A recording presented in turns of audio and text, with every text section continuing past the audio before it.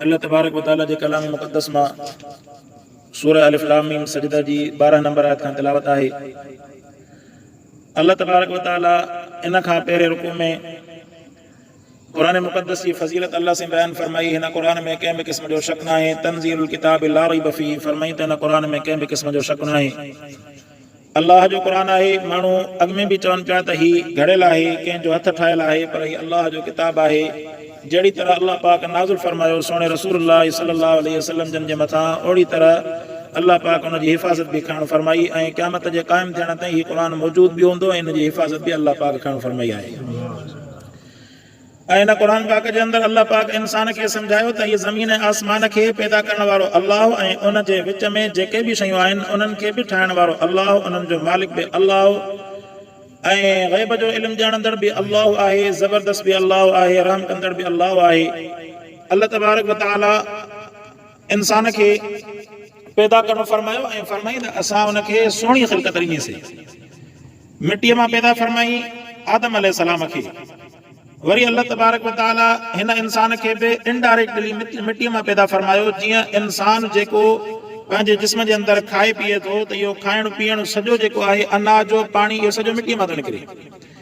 ऐं वरी इहो जेको आहे अबे अम्मा जे सीने जे अंदरि पाणी जी सूरत में महफ़ूज़ थिए थो ऐं उन खां बाद में अल्लाह जे हुक्म सां इंसान जो वजूद पए थो। ॼण त इनडायरेक्टली इंसान अॼु बि मिटीअ मां थो ठहे, पर क़ुरान फरमायो त वरी तव्हांखे असां हिकिड़े बिम्मा इमहीन यानी बज़ाहिर जेको इहानत वारो पाणी आहे उन पाणी मां तव्हांखे पैदा था फरमायूं। ऐं 4 महीना अल्लाह पाक जी ख़िलक़त माउ जे पेट जे अंदरि हले थी ऐं इन 4 महीननि खां बाद में अल्लाह से उन इंसान जे अंदरि रूह खे फूकण थो फरमाए। रूह खे फूके करे वरी फरमाई त लकुम समा वल अबसार वल अफिदा, तव्हांखे समात ॿुधण जी ताक़त ॾिनीसीं, तव्हांखे ॾिसण जी अखियुनि में ताक़त ॾिनीसीं ऐं फरमाई तव्हांखे दिलि तव्हांखे ॾियणु फरमाईसीं। पोइ थोरा माण्हू आहिनि जेके अल्लाह पाक जो शुक्र अदा कंदा। ऐं अॻिते क़ुरान फरमाए त वलौ तरा इदिल मुजरिमून नाकिसू रुऊसिहिम, जॾहिं अवां मुजरिमनि खे ॾिसंदा त नाकिसू रुऊसिहिम इंद रब्बिहिम, पंहिंजे रब जे साम्हूं आख़िर में पंहिंजियूं गर्दनूं ऐं पंहिंजा मथा झुकाए बीठा हूंदा। चवंदा त रब्बना अबसरना व समिअना, ए असांजा अल्लाह असां हाणे जज़ा खे ॾिठोसीं। उते जॾहिं आख़िरत में हलंदा जज़ा ॾिसंदा, जहन्नम ॾिसंदा, जन्नत ॾिसंदा, सभिनीनि जा अमाल नामा साम्हूं हूंदा, हिसाब किताब ॾिसंदा, तराज़ू ॾिसंदा।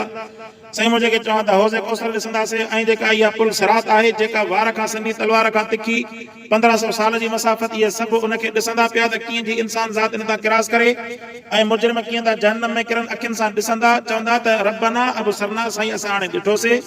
वसमिअना ऐं अखियुनि ऐं कननि सां ॿुधोसीं, फर्जअना हाणे असांखे पोइ ते मोकिल, नामल सालिहन हाणे असां सुधरी करे ईंदासीं, इन्ना मोकिनून ऐं असां हाणे जेको आहे पक्का मोमिन थी करे ईंदासीं। फरमाई त क़ुरान फरमायो वलौ शिअना लआतैना कुल्ल नफ्सिन हुदाहा, अल्लाह फरमायो त जेकॾहिं असां हर नफ़्स खे हिदायत अता फरमायूं हा त पोइ अल्लाह तबारक व तआला जो जेको मशीयत आहे, रब जी मर्ज़ी आहे, उहा अल्लाह पाक जी मर्ज़ी पूरी न थिए हा। कीअं? जेकॾहिं अल्लाह हर इंसान खे जो पंहिंजो पाण हिदायत ॾे हा त पोइ फरमाई त पोइ इन इंसान ऐं पथर जे अंदरि कंहिं बि क़िस्म जो फ़र्क़ु न रहंदो। पथर खे बि जाॾे पाणी उनखे लोढ़े ओॾे हलियो वञे। ईअं त पोइ अल्लाह पाक जो मख़लूक़ात आहिनि ॿियूं 18,000 मख़लूक़ात जंहिंखे अल्लाह पंहिंजी मर्ज़ी सां उतारे थो, विहारे थो, हलाए थो। अल्लाह जी नाफ़रमानी करण जी उन्हनि में सलाहियत ई कोन्हे। सच खे ॾिसो, चंड खे ॾिसो, पखी पखड़नि खे ॾिसो, जानवरनि खे ॾिसो, हिन ज़मीन आसमान खे ॾिसो, जुड़नि खे ॾिसो ऐं ज़मीन जे अंदरि केतिरा ख़ज़ाना, पाणी, अनाज वग़ैरह इहे सभु अल्लाह पाक जे हुक्म जी फर्माबरदारी कंदा। फरमाई त जेकॾहिं अहिड़ी तरह असां इंसान खे ज़ोरी हिदायत ॾियूं हा त पोइ उन जे लाइ आज़माइश वारी कैफ़ियत ख़तम थी वञे हा। अल्लाह पाक इंसान खे इख़्तियार ॾेई करे आज़माइश वारी कैफ़ियत जे अंदरि इन जे करे विधो त इंसान पंहिंजी मर्ज़ीअ सां हेॾां जहन्नम जो दड़को बि ॾिनई ऐं हेॾां वरी जन्नत जी उमीद ऐं आसरो बि ॾिनई। फरमाई त हाणे पंहिंजी ख़ुशीअ सां, पंहिंजी मर्ज़ीअ सां दुनिया जे अंदरि आज़माइश में इम्तिहान ॾेई करे कामयाब थी करे अचे त वरी आख़िरत जे अंदरि अहिड़ा इनाम ॾियांसि जो इंसान दुनिया जे अंदरि उन्हनि इनामनि जो सोचो बि न हुजे। फरमाई त कुल्ल नफ्सिन हुदाहा वलाकिन हक़्क़ल क़ौलु, लेकिन अल्लाह जो वाइदो सचो आहे। लामलाअन जहन्नम मिनल जिन्नति वन्नास अजमाइन, असां जहन्नम खे जिन्ननि इंसान सां भरींदासीं, जहन्नम खे जिन्ननि इंसान सां भरींदासीं। अल्लाह पाक जो वाइदो आहे। तंहिंजे करे इंसान जेकॾहिं सोचींदो त साईं हे जेको आहे काइनात जे अंदरि हे नाफ़रमानी अल्लाह पाक जी, हिन खे असां हेतिरो चयोसीं, हे हिदायत जे तरफ़ अचण जे लाइ तयारु न आहे। इंसान जो कम रसूलुल्लाह सल्लल्लाहु अलैहि वसल्लम जन महिनत कई, काइनात जा सभु काफ़िर मुस्लमान कोन थिया। हता कि के नबी अहिड़ा बि हुया जंहिंसां सिर्फ़ु हिकिड़ो उम्मती, के नबी अहिड़ा बि गुज़रिया जंहिंसां को उम्मती कोन हूंदो आख़िर जे अंदरि। अल्लाह तबारक व तआला उन्हनि खे मोकिलियो, पोइ उन्हनि पंहिंजो कमु पूरो कयो। हाणे जेके हिदायत ते आया उन्हनि जो नसीब भलो थी पियो, जेके हिदायत ते न आया उन्हनि जो नसीब ख़राब थी पियो। असांजो कमु आहे त अल्लाह पाक जे क़ुर खे पढ़ी करे माण्हुनि खे हिदायत ॿुधायूं, रस्तो ॿुधायूं ऐं उन्हनि खे सिधो तरीक़ो ॾेखारियूं। हाणे जेकॾहिं नथो अचे, इंसान करे करे सोचींदो आहे साईं हेॾी हिदायत, हेॾो क़ुर, हेॾो अल्लाह जो फरमान, हेॾो इस्लाम, हेॾो दीन, माण्हू अचण जे लाइ तयार छो न आहिनि? अल्लाह तबारक व तआला जे हवाले करे छॾियो। पंहिंजो कमु आहे सिर्फ़ु उनखे हिदायत जो दग ॾसणु। जेकॾहिं उहो नथो अचे हिदायत जे दग ते, रस्ते ते, हाणे उहो ॼाणे, अल्लाह ॼाणे, इंसान बानो जेको आहे कुझु बि नथो करे सघे। ऐं इंसान अखियुनि सां ॾिसंदो त हे माण्हू सिधो सो जहालत जे अंदरि आहे, पोइ बि माण्हू खे जहालत ते कंहिं बि क़िस्म जी शर्मिंदगी कोन्हे, कंहिं बि क़िस्म जो हया कोन्हे ऐं कंहिं बि क़िस्म जो जेको आहे उन्हनि खे लॼ कोन्हे त हेॾी जहालत। माण्हू सरेआम जेको आहे बेहियूं कनि था, सरेआम जेको आहे नाफ़रमानियूं कनि था, सरेआम जेको आहे तव्हां ॾिसो त मुआशिरे में इंसान नशे पते ते, पंहिंजे नशे पते ते जेको आहे रोज़ाना सवेर पिया उॾाइनि था, पर अल्लाह जे नाले ते के ग़रीब मिस्किन जी मदद करण लाइ तयारु कोन्हे। तव्हां ॾिसंदा त जाहिल माण्हू, ग़रीब में ग़रीब बि कुकड़नि जी वेड़ ते हज़ारे रुपया लुटाए ॾींदा, पर अल्लाह जे नाले ते हुननि जे खीसे मां 100 रुपयो निकिरंदो त चवंदा वञ ॿिया के मुला अचे, बुखिया थी पिया अचे, चंदो था कनि, मस्जिदनि जे लाइ अचे, फलाणी था कनि। इहो सिर्फ़ु ऐं सिर्फ़ु माना शैतान जी जेका चुर्च आहे न हुननि जे अंदरि, वरन इहो जेको अल्लाह जे नाले ते ॾिए थो, इहो अल्लाह पाक खे कर्ज़ थो ॾिए, पंहिंजे लाइ आख़िरत जे अंदरि ॼण त बैलेंस जमा थो करे, कंहिंजे मथां थोरो नथो करे। पर तव्हां ॾिसो त इहे ग़रीब में ग़रीब, रिछ कुते जी बछ ते ऐं साईं मुंहिंजे चवंदा कुकड़नि जी भेड़ ते, गॾनि जी गोए ते, ग़रीब में ग़रीब बि हज़ारे छा लखे रुपया लुटाए था अचनि, उनखे अहसासु कोन्हे। पर अल्लाह तबारक व तआला जे दीन जे लाइ ऐं सम्झो त मोहम्मद मुस्तफ़ा सल्लल्लाहु अलैहि वसल्लम जे रस्ते ते हलण जे लाइ उन्हनि वटि न टाइम आहे, न उन्हनि खे अहसासु आहे, सिधो सो नाफ़रमानी। सुबुह जो तव्हां ॾिसंदा त ॿिया त खणी जेके गाफ़िलत पंहिंजी निंड में पिया आहिनि, असां ॾिसंदा आहियूं त रस्ते में चौकीदार या साईं मुंहिंजे चवां त ॿिया केतिरा ई जेके आहिनि वापारी सुबुह जो सवेर नमाज़ खां अॻु में 4 बजे भाॼी वठण जे लाइ वेंदा, पर उन्हनि खे तौफ़ीक़ न आहे जो मस्जिद जे दर ते पंहिंजी चपल लाहे करे अची वुज़ू करे अल्लाह जे दर ते ॿ जेके सजदा ॾेई करे पोइ वञनि। एतिरो उन्हनि खे हया कोन्हे। पोइ उन्हनि सां इहो ई हाल थींदो। फरमाई त पोइ असां हिनखे जीअं माल कनि त हिन बुखारी शरीफ़ जे अंदरि अचे थो त अबू जहल एॾो जेको आहे गुमराह हुयो, रसूलुल्लाह सल्लल्लाहु अलैहि वसल्लम जन नबूवत वारी ज़बान मुबारक सां उनखे हिदायत जी दावत ॾिनी, केतिरा ई दफ़ा दावत ॾिनी, पर हिदायत उनजे नसीब में लिखियल न हुई। रसूल जी दावत खां वधीक असांजी दावत थी नथी सघे। पाक पैगंबर सल्लल्लाहु अलैहि वसल्लम जी दावत खे ठुकराई, एतिरे क़दुरु जो जेको आहे अहिड़ा माहौल ठहियो जो अचे ग़ज़वे बदर जे अंदरि अची करे शिरकत कयूं, उते जेको आहे साहबा जे हथां क़त्ल थियो। जॾहिं साहबी उनखे कोण वञे पियो, एॾो ज़ालिम हुयो, ईअं न पियो सम्झे त ॿिया आख़िरी वक़्त आहे त भला कुझु पंहिंजी मुंडीअ खे गर्दन खे हेठि कयां, चए पोइ त भेण तूं गुलाम जो पुटु, तूं मूंखे त कोन अचे, अची को सरदार त अचां जेको मुंहिंजी मुंडी कटियां, ख़बर त पया वॾे माण्हू मुंडी कटी, एॾो ज़ालिम। ऐं वरी उनखे चए पियो त हीअं कजांइ, भला हाणे आयो आहे उअई मूंखे उहो ख़तमु करणु आयो आहे त ॿियनि जूं मुंडियूं जेकर हितां कटियल आहिनि, मुंहिंजी थोरी हेठि करे कटिजांइ ताकी ख़बर पए त हे मके जी सरदारी मुंडी आहे। एॾो ज़ालिम त जॾहिं अल्लाह जे रसूल जे ज़माने जे अंदरि अहिड़ा ज़ालिम रहिया आहिनि त दुनिया जे अंदरि बि अहिड़ा ज़ालिम हूंदा।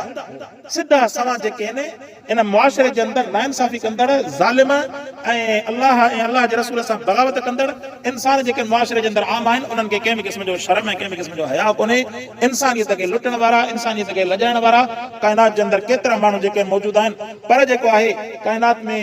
अल्लाह जो ख़ौफ़ ऐं हिदायत उन्हनि खे आहे कोन। माण्हू मौत जे लाइ सौदो कई वेठा आहिनि। सो अहिड़े नमूने सां क़ुर फरमायो त असां बि जहन्नम खे भरींदासीं, जन्नत सां जहन्नम बि भरजंदो। इहे इंसान जेके पाण इंसान अल्लाह पाक खां माफ़ी घुरे, रब जे साम्हूं हथ ॿधी अर्ज़ु करे त मुंहिंजा अल्लाह पंहिंजे फज़ल सां ईमान जी तौफ़ीक़ अता फरमाइजांइ, ए अल्लाह ईमान जो मौत नसीब फरमाइजांइ। वरना मुंहिंजा अमल अहिड़ा न आहिनि जो मां वेही करे चवां त मुंहिंजा साईं हेड़ो जेको आहे मां बुज़ुर्ग आहियां, हेड़ो निमाज़ी आहियां, हेड़ो परहेज़गार आहियां या हेड़ा अमल कया अथमि। न, अॻे त पाओ न त मणनि खे बि मोट। जेकॾहिं अल्लाह पाक क़बूल करे त थोरे अमल खे बि क़बूल करे, असांजो नालो बि जेको आहे चङनि जी लिस्ट में लिखणु फरमाया, जन्नतनि जी लिस्ट में लिखणु फरमाए। जेकॾहिं न मर्ज़ी जो मालिक आहे, जेकॾहिं जहन्नम में उछलाए त अल्लाह को पुछण वारो कोन्हे। सो क़ुर फरमायो फज़ूक़ू बिमा नसीतुम लिक़ाअ यौमिकुम हाज़ा, जहन्नम खे जॾहिं जहन्नम में उछलाए वेंदो उते रड़ियूं कंदा, साईं महिरबानी कर हाणे अॼु माफ़ी ॾे साईं। चवंदा क़ुर फरमाए त फज़ूक़ू बिमा नसीतुम, तव्हां दुनिया में मां अल्लाह खे विसारियो, तव्हां हिन आख़िरत जे ॾींहं खे विसारियो, लिक़ाअ यौमिकुम हाज़ा, अॼु मां अल्लाह तव्हांखे विसारे थो छॾियां, वञो जहन्नम में सड़ो वञी। फज़ूक़ू बिमा नसीतुम, तव्हां चखो अज़ाब खे, बिमा नसीतुम लिक़ाअ यौमिकुम हाज़ा, तव्हां जेको विसारियो हिन ॾींहं जे मुलाक़ात खे, इन्ना नसीनाकुम, अॼु असां तव्हांखे विसारे छॾियोसीं। वज़ूक़ू अज़ाबल ख़ुल्द, फरमाई त जहन्नम जे हमेशह जे अज़ाब खे वञी चखो, बिमा कुंतुम तामलून, जेके जो भला प्रकार अमल करे आया हो, जहिड़ा जो अमल करे आयो त ओड़ी अज़ाब हाणे चखो न, अज़ाब सहो, ख़बर पियो हाणे इन्नमा युमिनु बिआयातिना अल्लज़ीना इज़ा ज़ुकिरू कुरान फरमायो कुरान जो उसूल आहे जॾहिं अल्लाह काफ़िरनि खे नाफ़रमान खे दड़को ॾींदो आहे त ईमान वारनि खे वरी अल्लाह उम्मीद बि ॾींदो आहे फरमाई त इन्नमा युमिनु जेके ईमान वारा आहिनि उन्हनि ईमान आंदो असांजी आयतुनि ते अल्लज़ीना इज़ा ज़ुकिरू बिहा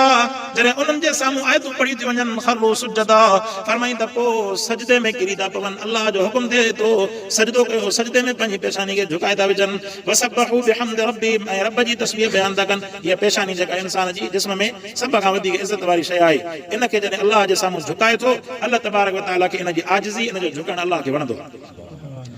रब चए थो तस्बीह बयान कयो सजदो कयो मां अल्लाह जी ज़ात खे शैतान खे सजदे खां हुकुम कई शैतान इनकार कयो हमेशह लांदी थी वियो हे इंसान दुनिया जे अंदरि रोज़ानो केतिरो जेको आहे नमाज़ुनि जे अंदरि 5 नमाज़ुनि जे अंदरि केतिरा सजदा थियनि था इन्हनि सभिनि सजदनि जो इनकारी इहो बि क़यामत जे शैतान सां गॾु बीठो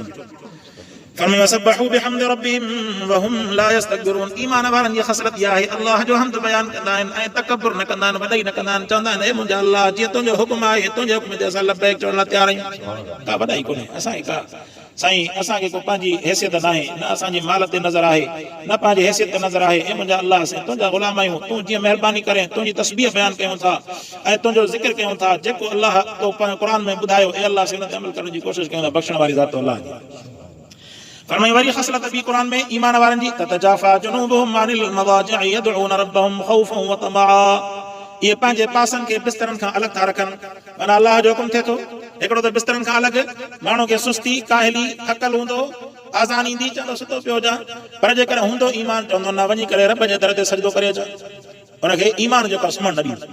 ईमान जॾहिं मज़बूत हूंदो न हुनखे सुस्त थियणु न ॾींदो चवंदो त कहिड़ो दुनिया जे अंदरि कहिड़ी राह ते आराम कंदासीं वञो रब जे दर ते वञी करे सजदो करे अचूं ऐं जॾहिं सजदो कंदो त अल्लाह तबारक व तआला उन जे लाइ जेके पोयां सग़ीरा गुनाह सभु अल्लाह से माफ़ फरमाईंदो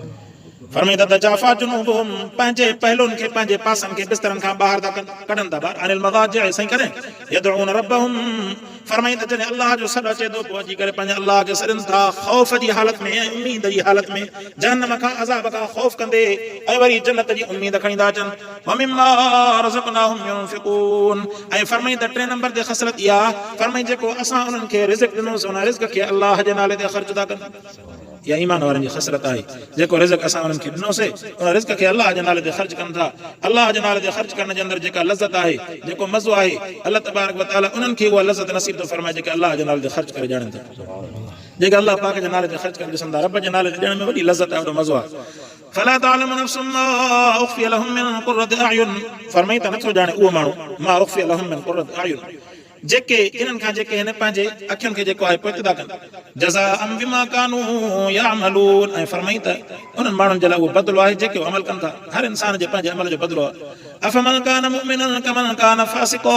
अल्लाह फरमायो ईमान वारो ऐं फासिक बराबरि नथा थी सघनि इहे दरजात अल्लाह तबारक व तआला रखणु फरमाया आहिनि ऐं इन दरजात जे अंदरि क़ुर बि फरमाए त दरजात जो क़दुरु करणु घुरिजे इंसान खे हिकिड़ो मोमिन आहे ॿियो फासिक आहे ॿिन्ही जे अंदरि वॾो फ़र्क़ु आहे हिकिड़ो निमाज़ी आहे ॿियो बेनमाज़ी आहे अल्लाह निमाज़ी जी इज़त रखी आहे बेनमाज़ी इज़त न रखी आहे हा खणी दावत जे वक़्त में माण्हू खणी उनजे गुनाह ते नज़र कंदो उनजे बज़ात ख़ुदि ज़ात ते नज़र न कंदो बाक़ी इज़त ऐं एतिराम जे अंदरि जेका इज़त निमाज़ी जी उहा इज़त बेनमाज़ी थोरी आहे ऐं अहिड़े नमूने सां जेका इज़त रसूल सल्लल्लाहु अलैहि वसल्लम जो सुन्नत वारे जी आहे उहा बेसुन्नत वारे जी थोरी आहे जेका इज़त क़ुर पाक पढ़ण वारे जी आहे उहा बेक़ुर पढ़ण वारे जी थोरी आहे जेका इज़त क़ुर पाक जंहिंखे सीने में महफ़ूज़ आहे क़ुर जे हाफ़िज़ जी जेका इज़त आहे अल्लाह जे रसूल हुनखे प्रोटोकॉल ॾियणु फरमायो फरमाई जंहिं क़ुर जे सीने जे अंदरि महफ़ूज़ कयो अल्लाह तबारक व तआला क़यामत जे ॾींहुं हुनजे अबे अम्मा खे सोन जो ताज पाराइणु फरमाईंदो ऐं फरमाई त वरी हुनखे फज़ीलत इहा आख़िरत जे अंदरि हिन क़ुर जी यादि करण जे करे फरमाई त चवंदुसि रब फरमाईंदुसि हाफ़िज़ फरमाईंदुसि इर्तक़ वरतिल कमा कुंत तुरतिल फ़िद दुनिया फरमाई त जन्नत जे तबक़नि ते चढ़ंदो वञ क़ुर पढ़ंदो वञ इक़रा वरतक़ वरतिल कमा कुंत तुरतिल फ़िद दुनिया फ़इन मंज़िलक इंद आख़िर आयतिन तक़रउहा पढ़ंदो वञ जन्नत जे तबक़नि ते चढ़ंदो वञ जाते वन्नास जो सीन ख़तम कंदे उहा जन्नत जी मंज़िल तुंहिंजे हवाले अल्लाह पाक इहा हाफ़िज़ खे ख़सरत अता फरमाई आहे ऐं फरमाई ए हाफ़िज़ क़ुर जा दुनिया जे अंदरि जेके तुंहिंजा मिट माइट रिश्तेदार जंहिंखे सम्झे उन्हनि जी सिफ़ारिश कर उन्हनि ते जहन्नम वाजिब थी चुका ईमान हुजे ईमान बेईमान जे मथां सिफ़ारिश आई कोन त ईमान हुजे पर जहन्नम में सड़नि था पिया तूं सिफ़ारिश करे अल्लाह तुंहिंजी सिफ़ारिश जे सदके 10 ॼणनि खे जहन्नम मां कढी जन्नत में ये ख़सलतूं अल्लाह पाक नसीब फरमायूं आहिनि इहे फरमाई त तंहिंजे करे मोमिन ऐं फासिक पाण में बराबरि न आहिनि ॿिन्ही में फ़र्क़ु आहे फरमाई ला यस्तवून ॿई पाण में बराबरि न आहिनि अम्मा الذين آمنوا وعملوا الصالحات فلهم جنات المأوى نزلا بما كانوا يعملون फरमाई जन ईमान आंदो ऐं अमल सालिह कया उन्हनि जे लाइ वॾा बाग़ आहिनि रहण जा नुज़ुलम बिमा कानू यामलून रहंदा हुते जेको अमल करे आया अल्लाह पाक कंदो आहे अल्लाह से अमल करण जी तौफ़ीक़ अता फरमाए